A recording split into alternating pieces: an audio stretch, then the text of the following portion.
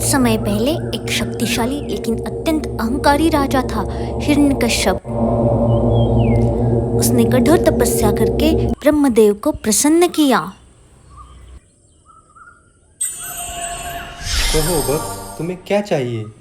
मुझे न कोई मनुष्य मार सकता है, न पशु, न दिन में न रात में, न घर के अंदर न बाहर, न किसी शस्त्र से न किसी अस्त्र से। तथास्तु। लेकिन हर वरदान की एक मर्यादा होती है। इस वरदान के बाद हिरण्यकश्यप स्वयं को अमर समझने लगा। उसका अहंकार इतना बढ़ गया कि उसने स्वयं को ही भगवान घोषित कर दिया।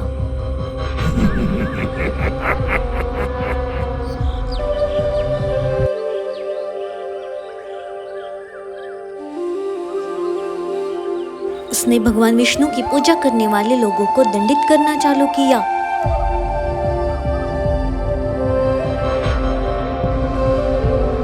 अब इस पृथ्वी पर केवल मेरी पूजा होगी, केवल मेरी। विष्णु का नाम लेने की हिम्मत मत करना।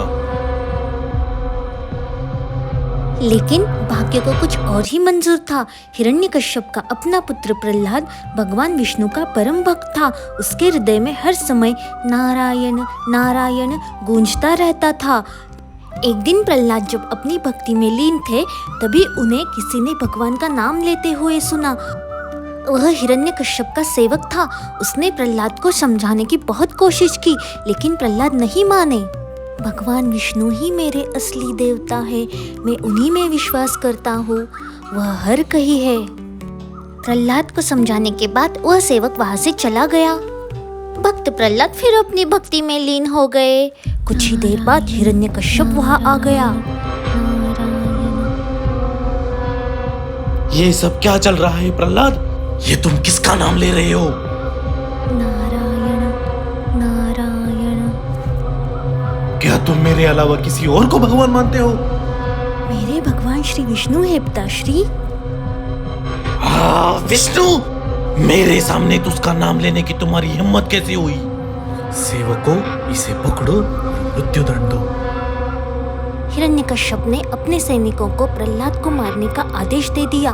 सबसे पहले सैनिकों ने प्रहलाद को ऊंची चट्टान से नीचे फेंक दिया, लेकिन वह सुरक्षित बच गया। कोई दैवी शक्ति प्रहलाद की सुरक्षा कर रही थी। नारायण नारायण। फिर सैनिकों ने प्रहलाद को उबलते हुए तेल में डाल दिया।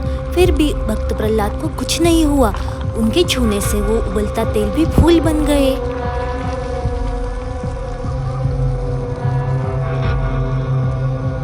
यह चमत्कार देखकर वो सैनिक भी हैरान रह गए। नारायण नारायण नारायण नारायण, मेरे भगवान हर कहीं है। प्रहलाद को हाथी के पैरों तले कुचलवाने की भी कोशिश की गई, लेकिन वह हाथी भी उसके सामने झुक गया। नारायण नारायण। हर बार भगवान विष्णु ने अपने परम भक्त की रक्षा की। नारायण नारायण। प्रभु आपकी लीला अपरंपार है। अंत में हिरण्यकश्यप ने अपनी बहन होलिका को बुलाया। कहिए भैया, मेरे लिए क्या आदेश है? जाओ होलिके, उस प्रहलाद को जला दो।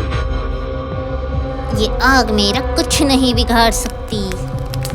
होलिका को कभी भी आग में न जलने का वरदान प्राप्त था। नारायण नारायण।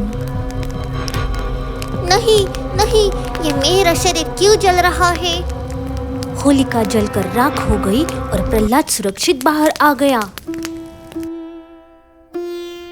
उस दिन संसार ने देखा, अहंकार और अधर्म चाहे कितना भी शक्तिशाली क्यों न हो, सत्य और भक्ति की हमेशा ही विजय होती है। और उसी दिन से होलिका दहन मनाया जाता है। बुराई के अंत और भक्ति की जीत के प्रतीक के रूप में। और आप सबको मेरी तरफ से होली की बहुत बहुत शुभकामनाएं। अगर आपको ये स्टोरी पसंद आए तो लाइक शेयर सब्सक्राइब जरूर करें।